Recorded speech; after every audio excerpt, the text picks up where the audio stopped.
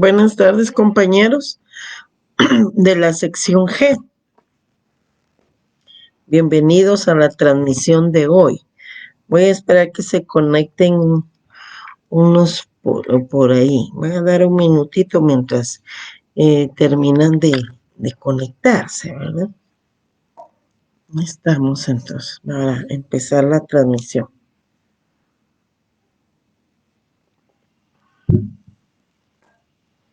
Mucho gusto, Aníbal. Muy buenas tardes. Gracias.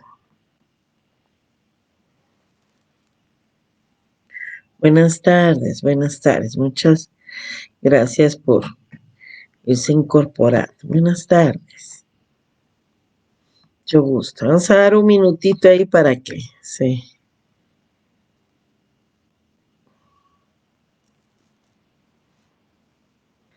conecten.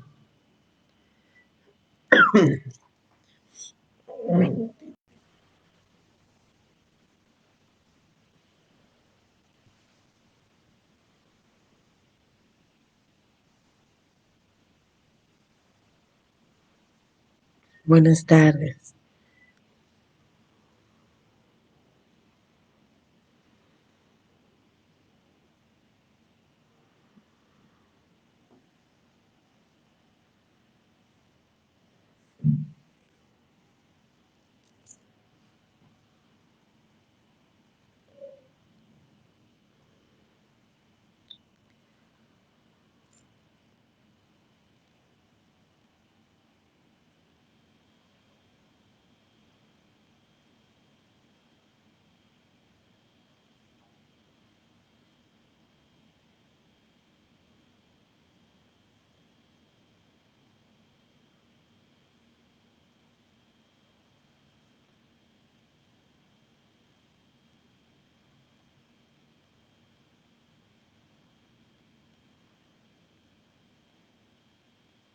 Bien, bienvenidos.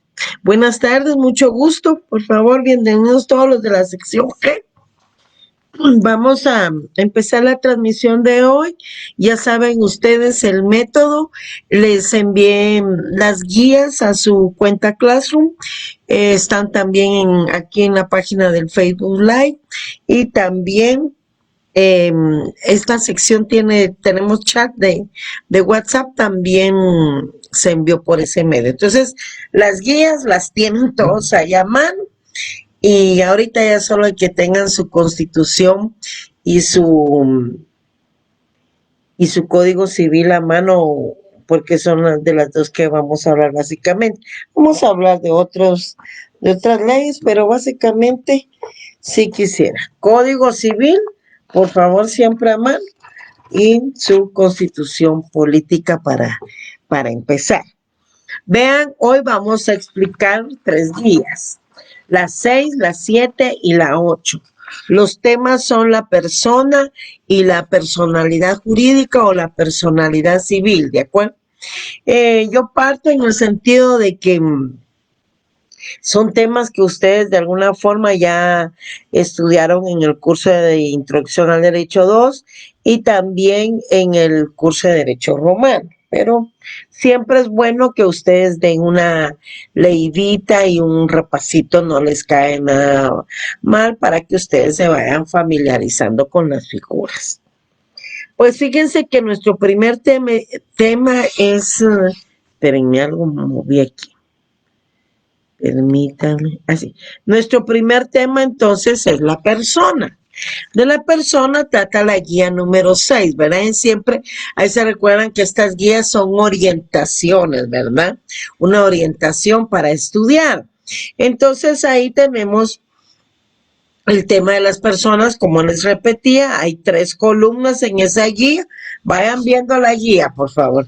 Una primera columna en donde están las definiciones de personas, en la otra están las clases de persona y luego pues los atributos de la persona, ¿verdad?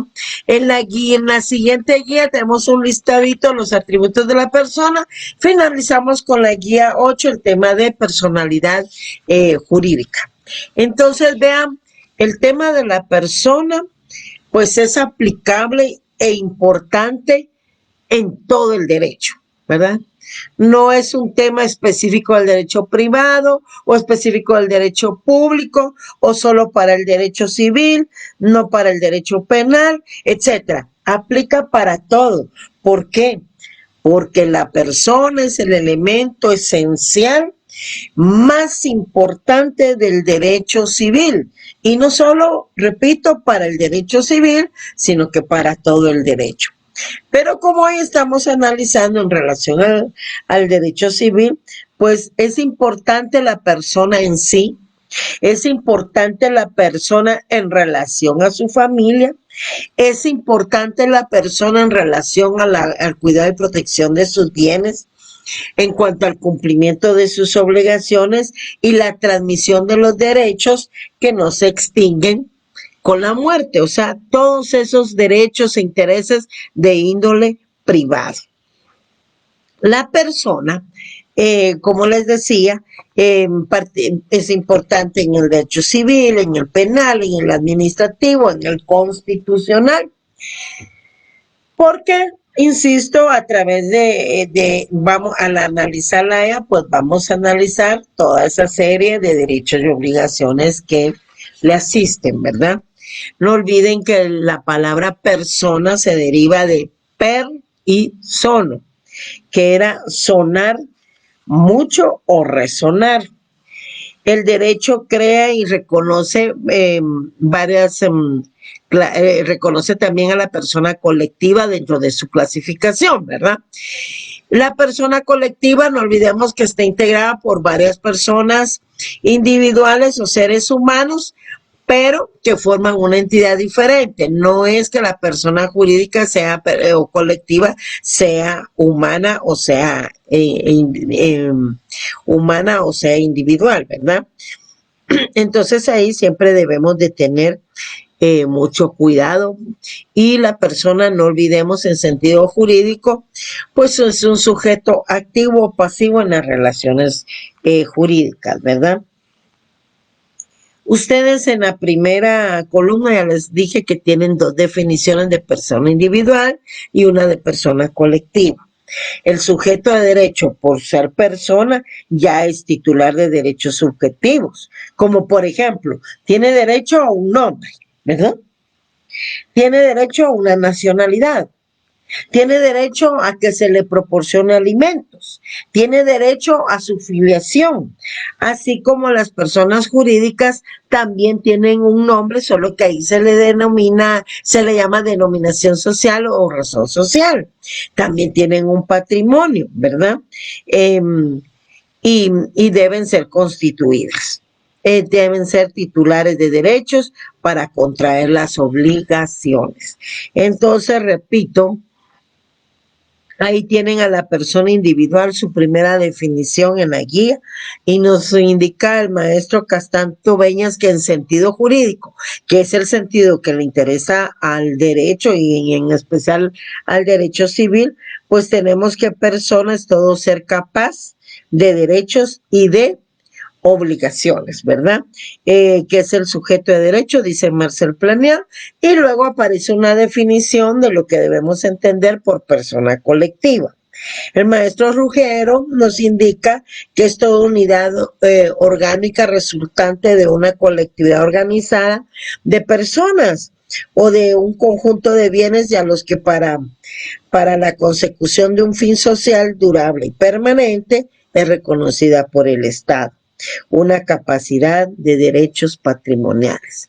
Obviamente que está integrado por varias personas individuales que deben de tener su reconocimiento por parte del Estado, que hay diferentes clases hay una modalidad de personas colectivas dentro de esa clasificación de las personas colectivas morales o abstractas, que pueden ser asociaciones, que pueden ser fundaciones, que pueden ser ONGs, que pueden ser un banco, por ejemplo, un municipio. La propia Universidad de San Carlos es una persona colectiva, ¿verdad?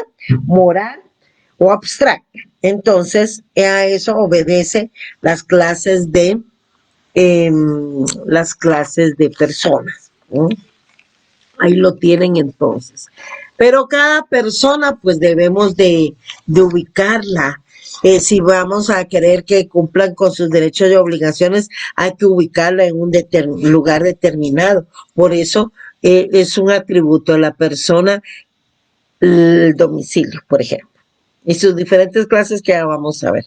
Debe tener un nombre para que lo identifiquemos. Debe tener patrimonio. Si tomamos en cuenta que cuando nos referimos al patrimonio, pues nos estamos haciendo referencia a un conjunto de derechos y obligaciones, pero no son derechos y obligaciones comunes. Fíjense que esas tienen la característica, cuando hablamos de patrimonio, que son bienes, derechos y obligaciones, ojo, que no se extinguen con la muerte y que tienen que ser valorados, económicamente. Ese es verdad.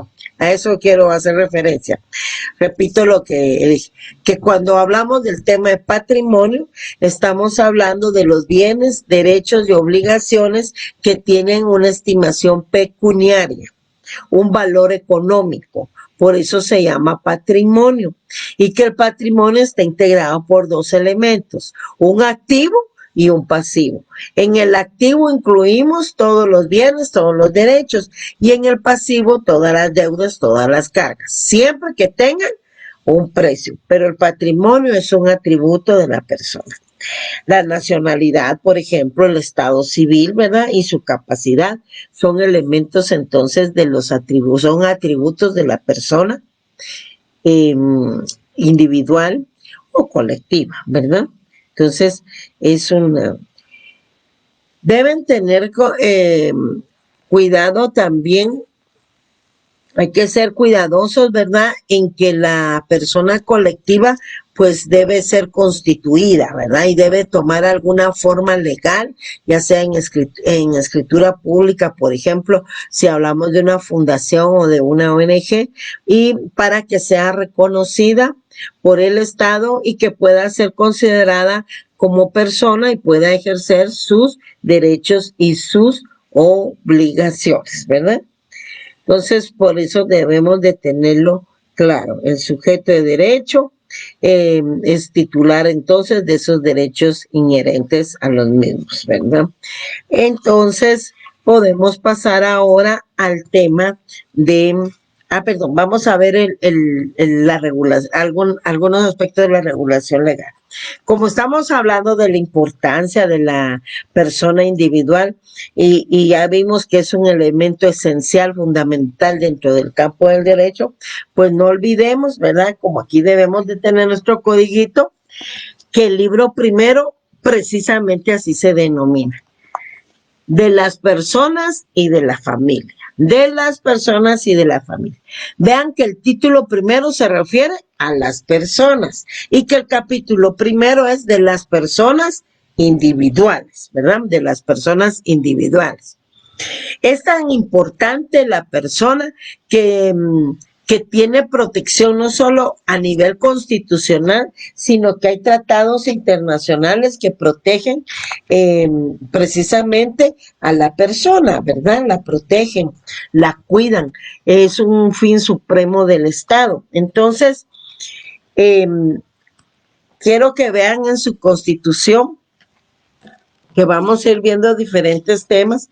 Fíjense que en su Constitución está el libro primero, y que se denomina la persona humana, fines y deberes del Estado. Vean bien, el capítulo único en su artículo primero y segundo, el primero se refiere a la protección de la persona, miren. Dice que el Estado de Guatemala se organiza para proteger a la persona y a la familia. Su fin supremo, la realización del bien común. En el artículo segundo tenemos deberes del Estado. Es deber del Estado, etcétera, garantizar a los habitantes de la República la libertad, la justicia, la seguridad, la paz y el desarrollo integral de la persona. Miren ahí. Hay un artículo también que les quería compartir, que es el 44. En el 44 están regulados los derechos inherentes a la persona humana. Miren el 44, por favor.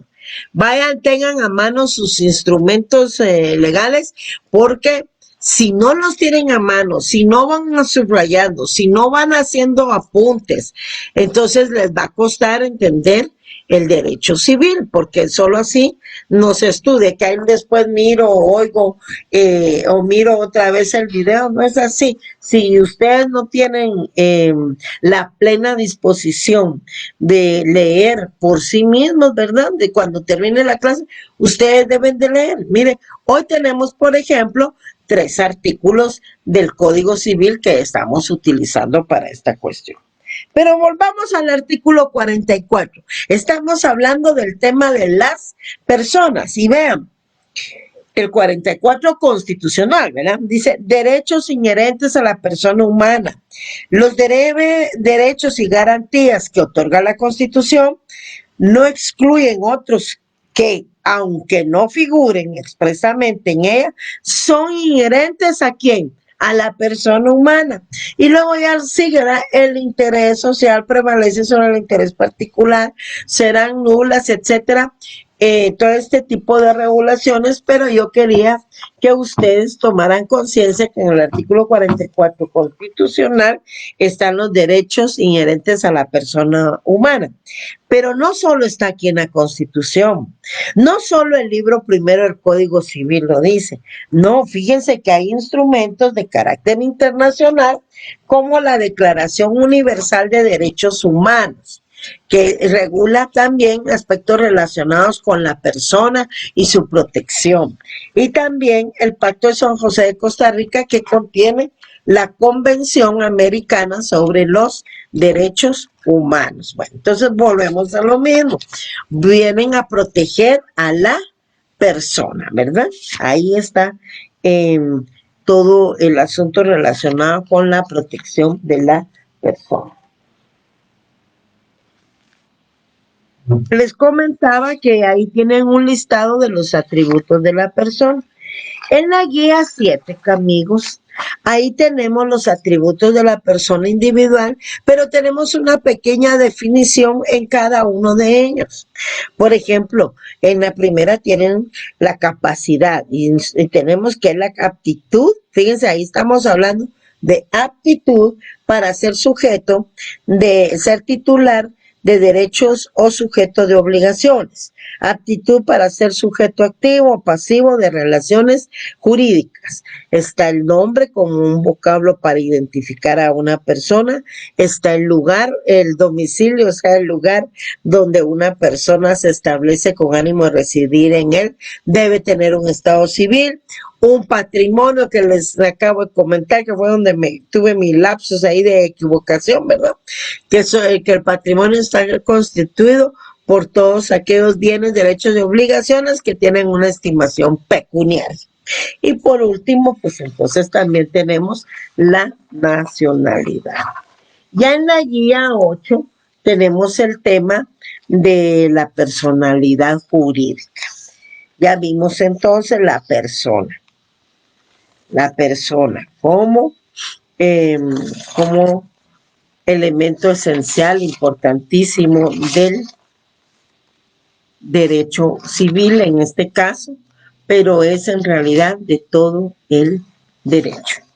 Entonces, ahí seguimos con los compañeros y con este tema. ¿Qué es la personalidad jurídica? Hay tratadistas, hay personas que la confunden inclusive con la capacidad. Muchos la confunden y creen, al colmo que creen que son sinónimos. Pero el tema de capacidad ya es el próximo tema de estudio para la clase del jueves, ¿ya? No son iguales.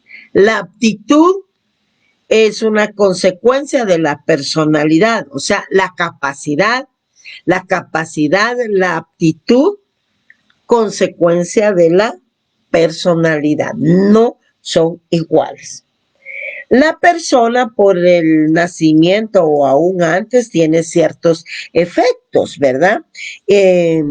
especialmente cuando vemos el tema de la concepción, que ya lo vamos a ver, y entonces ya puede ingresar al mundo normativo, en donde se le otorgará automáticamente, digamos, esa investidura de la persona que conlleva la personalidad, o sea, la investidura jurídica, porque la personalidad es inseparable y esencial al hombre, ¿verdad? El Código Civil realmente no define qué es la personalidad, pero sí nos indica cuándo empieza y cuándo finaliza. Bueno, entonces, vean ahí, tienen una definición de personalidad.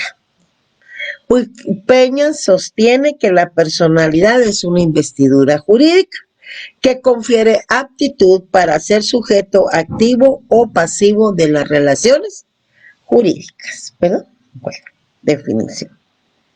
Pero ¿cuándo inicia la personalidad? Ha sido un tema que ha discutido mucho la doctrina.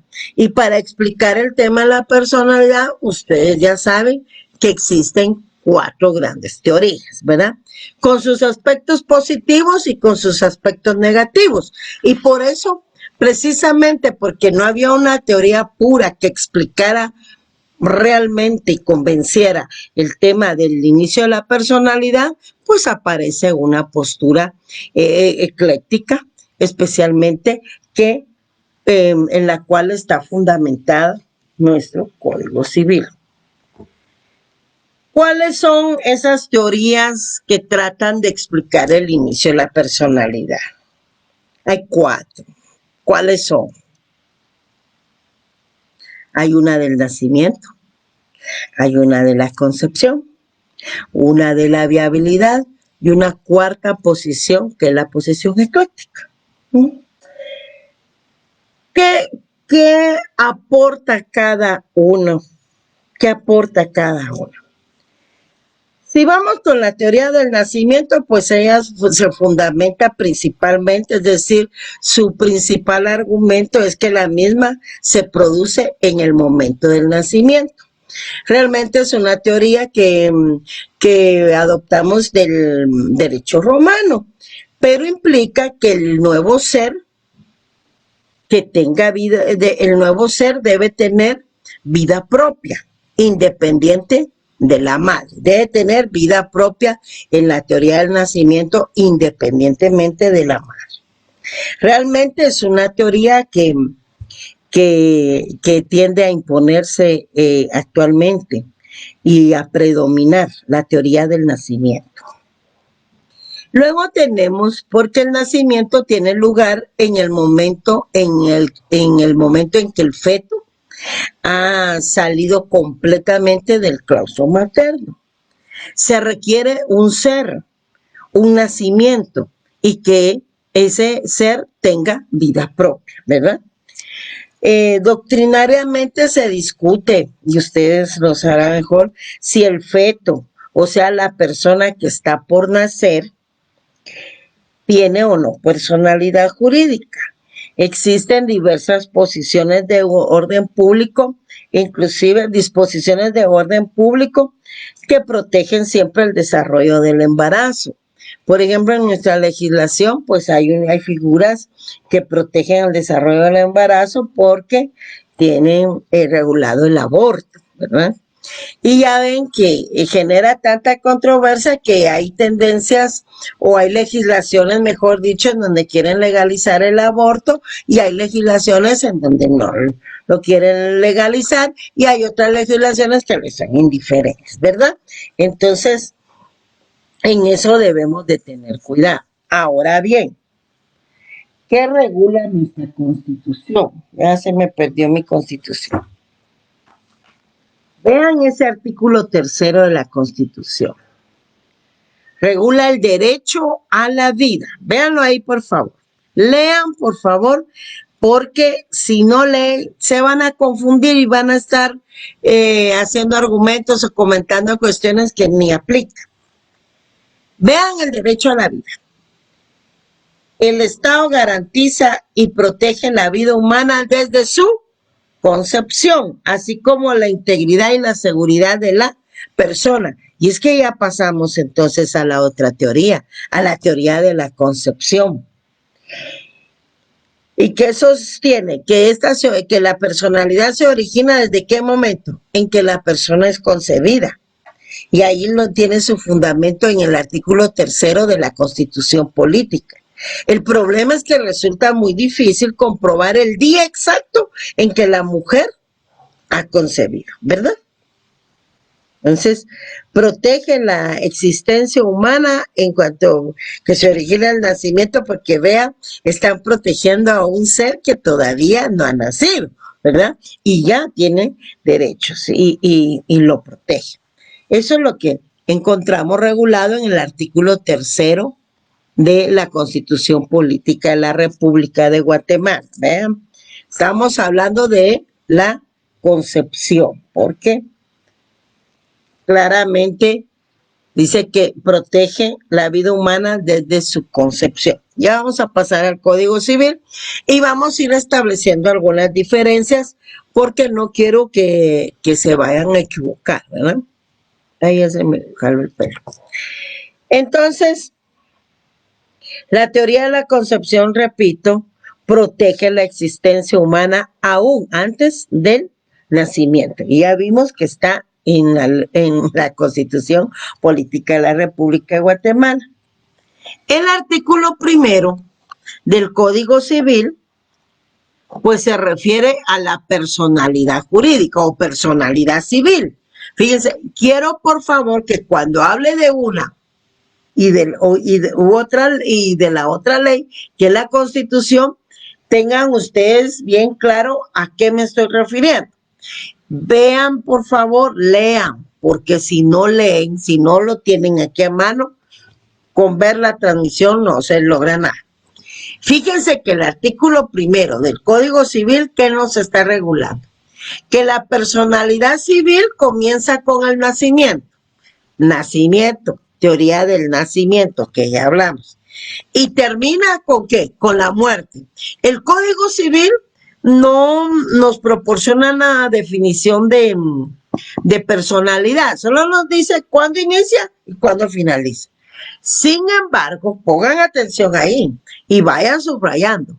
Al que está por nacer se le considera nacido para todo lo que le favorece. Teoría de la concepción. Bueno, teoría de la concepción. Pero aquí en el Código Civil estamos hablando de la personalidad jurídica. Y aquí en la Constitución, ¿qué? No estamos hablando de la personalidad jurídica. Quiero que pongan atención porque después sacan su idea ahí que cuál prevalece, si la Constitución o si el Código Civil, que hay contradicción. No, señores, los temas son diferentes y ninguno se está contradiciendo. Cada quien está con su tema. Vean, la Constitución lo tiene en el subtítulo 2, Derechos Humanos. Capítulo 1, derechos individuales. Y entonces ya nos regula el derecho a la vida. Vean ese artículo 3. El Estado garantiza y protege la vida humana desde su concepción, así como la integridad y la seguridad de la persona. Derechos individuales de la persona, ahí estamos. Ahí aplica la teoría de la concepción. Y cuando hablamos de la personalidad jurídica, ahí es una posición ecléctica. Pero para llegar a la ecléctica tenemos que platicar un poquito de la teoría de la viabilidad. Ahí en su guía 8, ustedes tienen en 2 rengloncitos lo más elemental de cada una de las teorías, ¿verdad? No todo el desarrollo. Ustedes pueden ampliar su lectura y lean, porque es conveniente, lean para ir profundizando el tema. No olviden que en este documento que se llama Programa del Curso de Derecho Civil 1, ahí hay bibliografía abundante, como les dije la vez pasada, tanto con autores nacionales como con autores internacionales para leer eso. ¿Qué nos regula entonces o qué nos indica la teoría de la viabilidad? Pues, ¿qué nos dice? Que el inicio de la personalidad, que para determinar el inicio de la personalidad al hecho del nacimiento, ¿verdad? Al hecho de que la persona nazca, debe agregársele que nazca en condiciones de viabilidad fuera del claustro materno, en condiciones de viabilidad. Es decir, al hecho físico del nacimiento debe sumársele que tenga condiciones de viabilidad, que pueda vivir, ¿verdad? Que pueda vivir fuera del claustro materno, demostrando así que es viable, que tiene condiciones saludables para mantener su viabilidad. Ahora, estamos de acuerdo por ese lado. Pero ¿qué pasa con aquellos niños que nacen y mueren? Algunos nacen y mueren inmediatamente. Otros nacen y pueden morir a las semanas o a los meses. ¿Será que porque nació y muere, porque nace y muere inmediatamente, o porque muere a las 3 semanas o a los 3 meses, esa persona no tenía personalidad? Si la personalidad es inherente al ser humano, personalidad es inherente al ser humano. Eso no significa que porque nace y no tiene condiciones viables, porque su salud viene limitada, entonces no se le va a considerar que tuviera personalidad. Si hay que inscribirlo en el Registro Nacional de las Personas. Tiene derecho a su inscripción, a la inscripción de nacimiento y aún a su certificado de defunción. ¿Por qué? Porque esa muerte también se va a inscribir. Entonces sí es persona, sí tiene personalidad jurídica, aunque su limitación de salud haya sido, aunque su estado de salud haya sido limitada, ¿verdad?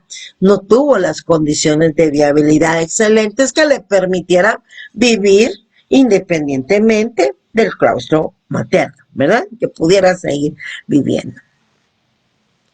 Entonces, por favor, si ya vimos la teoría del nacimiento, si ya vimos la teoría de la concepción, y ahorita medio leímos ahí la teoría de la viabilidad, vemos entonces que cada una tiene sus aportes para la explicación del inicio de la personalidad, pero también tiene sus deficiencias y sus aspectos negativos que no nos convencen realmente de cuando se inicia la personalidad, ¿verdad? Entonces, aunque hayan unas que van tomando vigencia y se van apoderando de la situación y a predominar, no hay todavía eso. Entonces aparece una cuarta posición, sí, la teoría ecléctica. ¿Y cuál es la teoría ecléctica? Pues la teoría ecléctica lo que viene a hacer es a englobar las 3 teorías que hemos comentado: nacimiento, concepción y viabilidad, ¿verdad? Aportando lo positivo de cada una de ellas. Y por eso se resume ahí en el artículo 1 del Código Civil.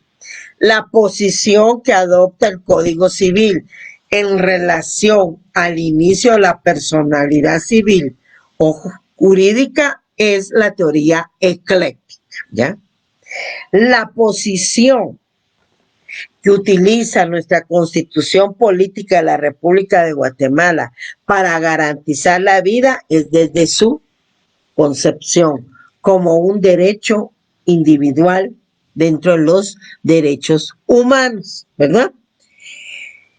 Entonces, vamos ahora a leer, tomen ahí su código, vamos a leer el artículo 1 del Código Civil. Y eso sí, desde el nombre del libro, porque estamos hablando tema de persona y personalidad. Vean cómo se llama ese libro primero. Se llama De las personas y de la familia. ¿Ya? Ya ahorita ya estamos estudiando qué es persona, ¿verdad? ¿Qué es persona cuando se tiene persona? Estamos ya para los primeros artículos del Código Civil. ¿Cómo se llama ese título primero? de las personas. ¿Cómo se llama ese capítulo primero?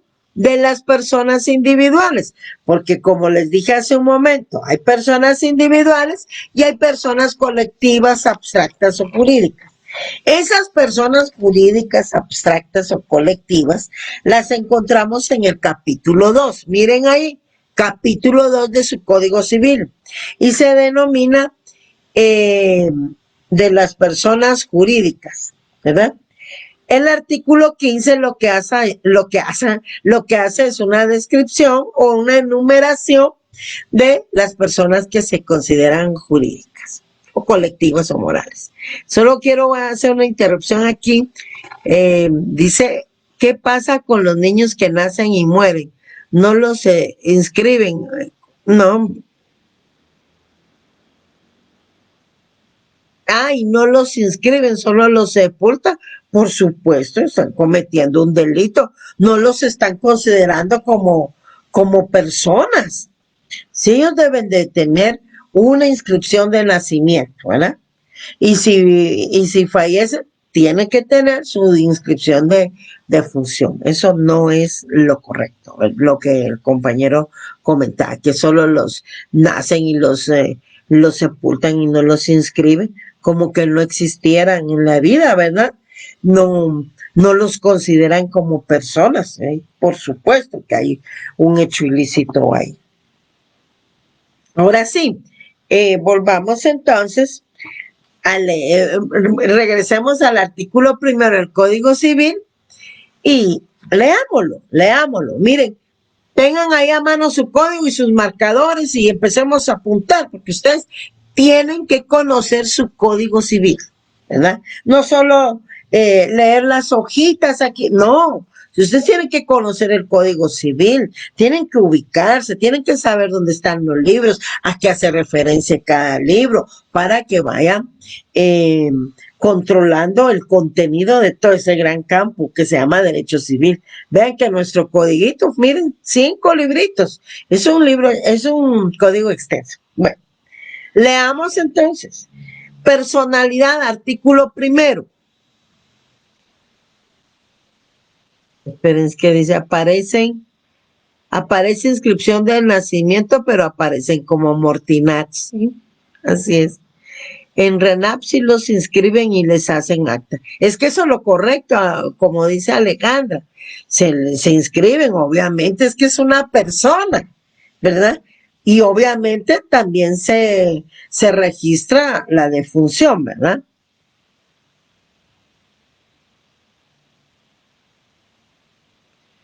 Mire, Pérez Rodrigo, lea sus guías, ahí están las teorías anteriores a la ecléctica. No tienen que... Gracias, Joy Girón. Gracias, Jennifer. Bueno, volvamos. Artículo primero del Código Civil. Leamos, subrayen, anoten. Teoría ecléctica en cuanto al inicio de la personalidad civil, ¿verdad? La personalidad civil comienza con el nacimiento, ¿verdad? Ya tienen una, teoría del nacimiento. Termina con la muerte, ¿no? Al que está por nacer, se le considera nacido para todo lo que le favorece. O sea, le está dando derechos al que está por nacer. Teoría de la concepción. Y solicitan algo más. Siempre que nazca en condiciones de viabilidad. Entonces, ahí están las 3 teorías reunidas. Nacimiento, concepción para todo lo que le favorece y la viabilidad. Conforman entonces la posición ecléctica, ¿verdad? Que está regulada en el artículo primero del Código Civil. Situación diferente a el derecho a la vida, que está regulada en la Constitución Política de la República de Guatemala y que se fundamenta desde la teoría de la concepción. Va. 2 cosas distintas, ¿verdad? 2 cosas distintas. Nada que prevale. Son 2 temas diferentes, ¿Cuál prevalece? Si la cosa es porque, y que se contradicen. ¿Quién les dijo que se contradicen en ese sentido? O sea, cada quien tiene su teoría en cuanto al tema que le corresponde. ¿Y qué pasa entonces? Ya vimos que el principio con qué. ¿Con qué principia la personalidad civil? Que aquí les está diciendo la legislación. Con el nacimiento. Con el nacimiento y termina con la muerte. La muerte se produce por hechos naturales, por aspectos criminales, etcétera, ¿verdad? A unos los asesinan, a unos los envenenan, otros se suicidan. Esas son las causas normales de la muerte. Y otros por enfermedad y otros por COVID. Bueno.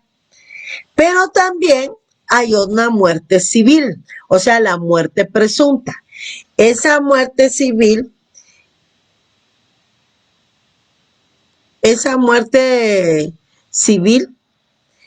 es consecuencia de la muerte presunta que debe ser declarada en virtud de la ausencia de una persona.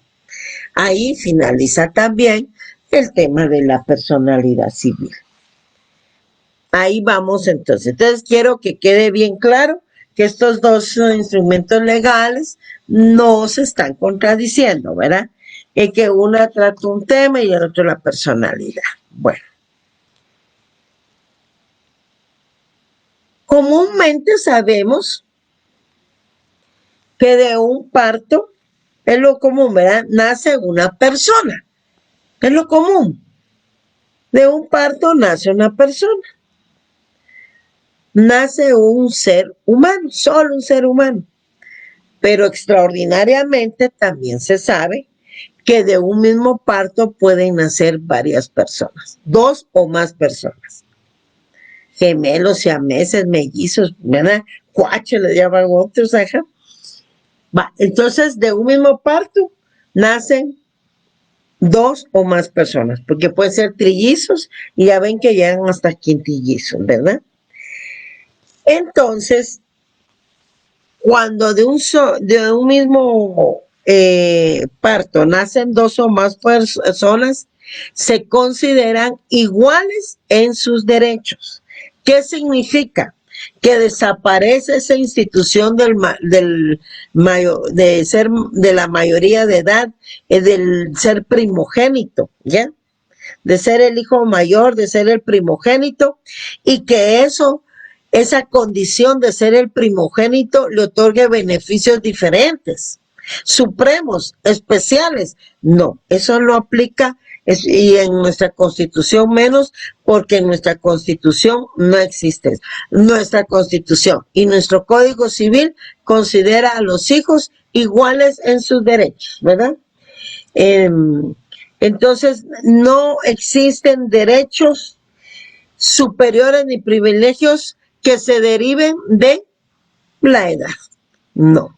Si 2 o más nacen de un mismo parto, se les consideran iguales en sus derechos, ¿verdad? Que dependan de la edad. Aquí en Guatemala, en nuestra legislación, no hay primogénito, ¿verdad? Ni derechos superiores para el hijo mayor. Leamos entonces partos dobles en su artículo segundo.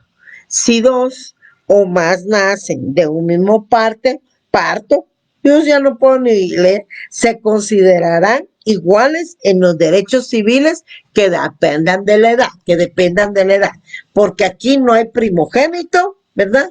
Ni hay ningún beneficio que por ser mayor, el hijo mayor, le vaya a otorgar en cuanto a diferencias de derechos. Son iguales. Todos gozan de los mismos derechos. Eso es en cuanto al nacimiento, la connacencia.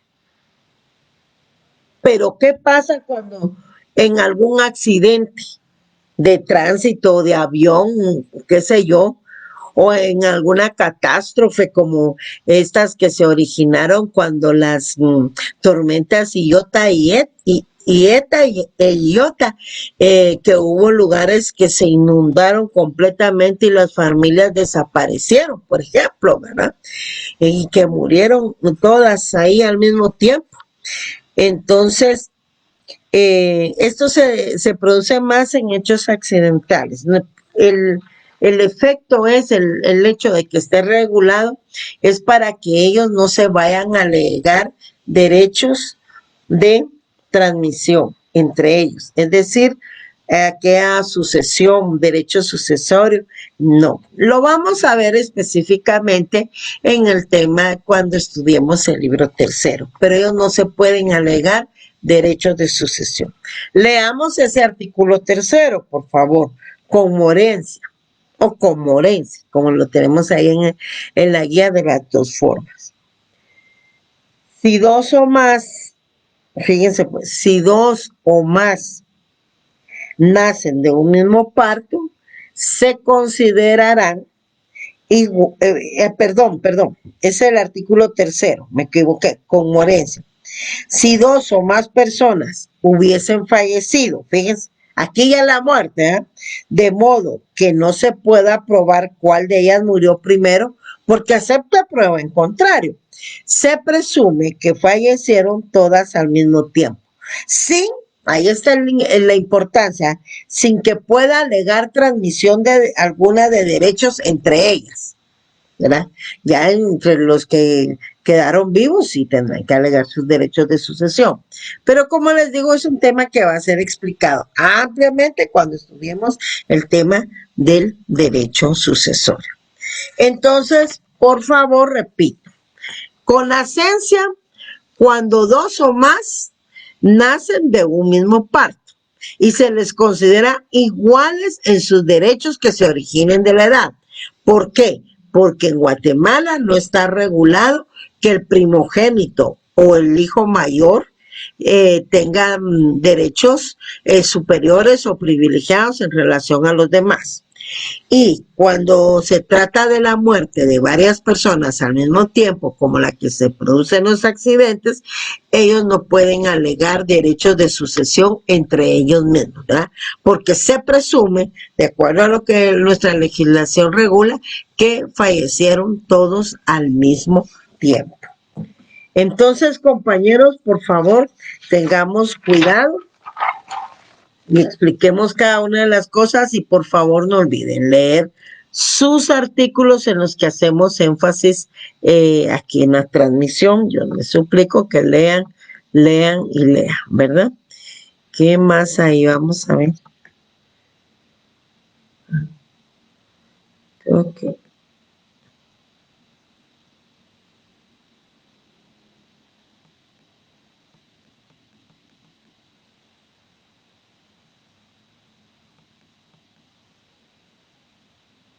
Sí, en el Registro Nacional de las Personas es donde deben de ser inscritos todos los actos relacionados con el Estado civil, ¿verdad? Los nacimientos, las defunciones, todos los actos se inscriben en el Registro Nacional de las Personas. Ya lo vamos a ver todo cuando veamos el tema del Estado civil de las personas, en donde vamos a conocer que no se limita a ser soltero y casado, nada más, ¿verdad? Hay diferentes estados civiles. Entonces, compañeros, por mí es suficiente, ahí lo vamos a dejar y espero que les haya quedado clarito algo de la transmisión. Pues yo sí no creo mucho en que esta sea una forma en donde se esté cumpliendo con el proceso de aprendizaje, pero sí tenemos que ir viendo cómo vamos facilitando, ¿verdad?, el conocimiento, y esta es una buena forma porque virtualmente pues no dejamos entonces de avanzar, ¿verdad? Les agradezco mucho su comprensión, tengan feliz tarde, nos vemos el jueves, ¿verdad? Y siempre utilizaremos la misma técnica. Por el momento seguimos en el Facebook Live. Cuando ya hayan comprado las licencias y no sé qué más, para esto, entonces ya lo hacemos. Aunque veo, compañeros, sinceramente, que aquí hay más de 270 estudiantes, creo que son como 280, pero yo no veo que se conecten todos. Entonces, de repente sí podría utilizarse otra plataforma. Pero por hoy sigamos aquí, que esta no me ha proporcionado ningún problema. Tengan una feliz noche, descansen, nos vemos el jueves, mis amigos. Hasta pronto, mucho gusto de saludarlos así por este medio, ¿verdad? Pasen feliz noche, ánimo, ánimo, nos vemos el jueves.